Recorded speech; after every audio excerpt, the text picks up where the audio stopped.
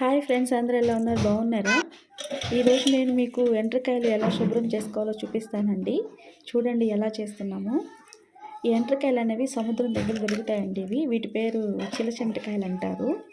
ఇవి మార్కెట్లో కూడా దొరకవు అనుకుంటా. సముద్రం దగ్గర ఉండే వాళ్ళు తీసుకొచ్చి బయట అమ్ముతూ ఉంటారు. చూడండి ప్రాసెస్ ఎలా ఉందో. చాలా కష్టం అండి ఈ ప్రాసెస్. వాటికి 2 గిట్టెలు ఉంటాయండి. అవి పట్టుకున్నాయంటే వదిలిపెట్టదు అసలు మన చర్మాన్ని. అవి 2 తీసేసి వాళ్ళు మనకు అమ్ముతారండి. అప్పుడు మనం సింపుల్గా క్లీన్ చేసుకోవచ్చు.